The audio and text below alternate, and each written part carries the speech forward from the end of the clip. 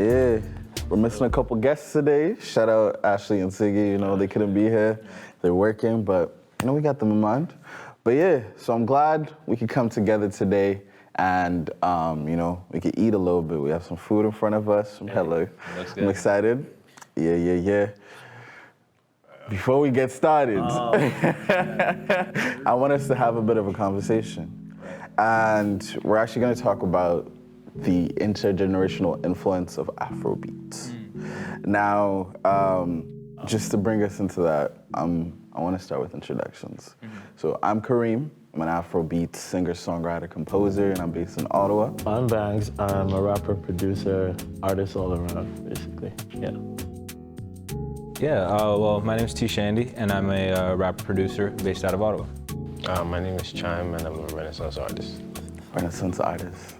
This guy thinks he's cool or something. This guy thinks he's cool or something. All right. To begin the conversation, I want to, just start from the very top. So I'm gonna say, what is Afrobeats? For me, it's really just culture. Like being from where we're from Nigeria, it's really hard to escape that sound. Even if you're trying, if you're not trying, it's just always there. So what I noticed about my music is that it just always comes in different ways, whether it's like certain melodies, a bass line, even the chords. I just always want to groove, find that pocket, So Afrobeat for me is culture and this way of life I can't escape.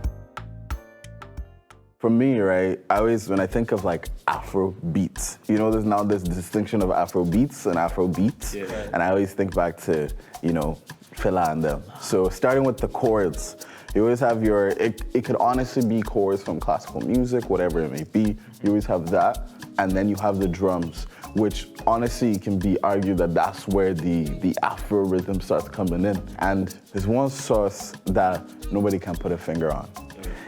Me and you were talking about it before. Lamba. Lamba. What does it mean? How do we explain Lamba? Yeah, you're gonna have to explain it to me.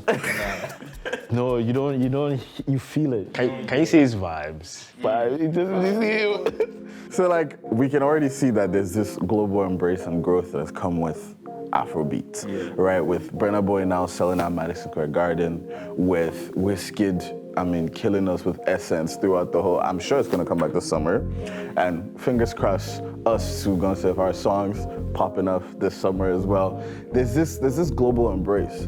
But when I look around our community right now, let's say in Ottawa, it doesn't feel the same. So I always try to ask the question. I know we always talk about extensively, but how do you guys think the community here in Ottawa can better support Afrobeat artists? Afrobeats is such a wide spectrum, but there's so many other sounds, and I think that people being open-minded, willing to embrace these sounds will go a long way to push other artists who have been influenced by Afrobeats and so many other wonderful genres out there.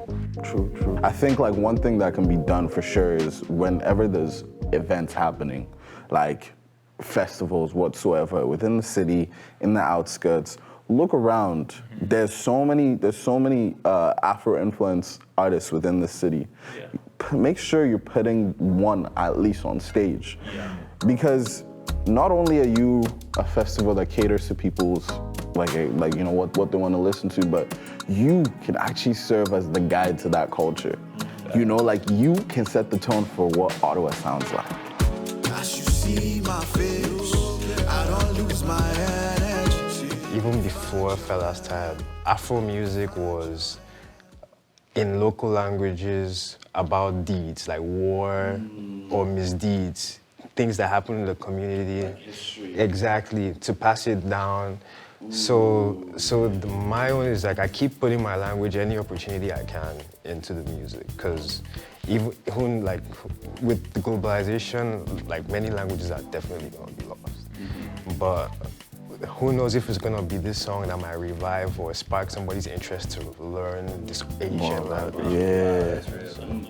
Well, for me, I'm coming from it from a perspective of a producer and engineer, right? So for me, when I make music, and from even the beginning, my goal was always to make the best music I can, and make the dopest music I can that'll last throughout time. And for me, when I'm making music with you guys and any other Afrobeats artists or any other artists in general, I want to bring that level of quality and that standard of quality that I set for myself and apply it to whoever I'm working with, so that that goal that I have for myself will also apply to the music I create with others. Oh man, for me it's just I want my narrative to be heard. You know, the narrative of a Nigerian man. You know, it sounds funny, but the narrative of a Nigerian man, be it what I'm speaking Yoruba, what I'm speaking English, just understand what I'm saying, because music is a universal language, right?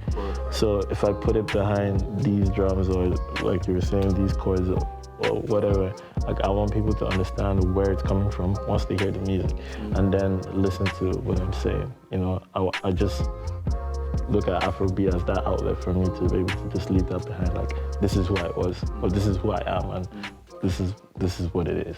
Everyone's always asking me, this Afrobeat now that you're doing, what is it talking about? What is it trying to say? And for me, I always talk about, it's a reflection of the current state of things. Yeah. That's what it's always been. Yeah. So if we take it back all the way to Fela, it's always that conversation about the resilience of the African people. And so as a people, we can look back and say, hey, this, like, we've archived this before, this has happened. Like, how do we grow past this? I want that truth to still remain in the genre. I don't want it to get watered down. I want everyone to be able to see the true essence of African people through that. And I think Afrobeat is a representation of that. True essence. I love that you said essence. But yeah, I mean, enough talk, Sha. Are we ready to eat some jollof rice? Bro. I've been ready, bro.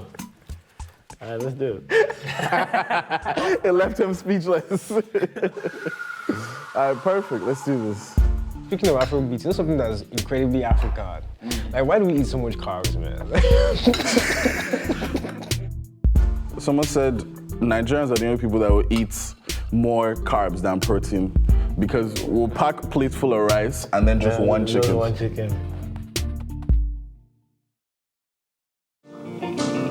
To write African music, you have to lay a groove.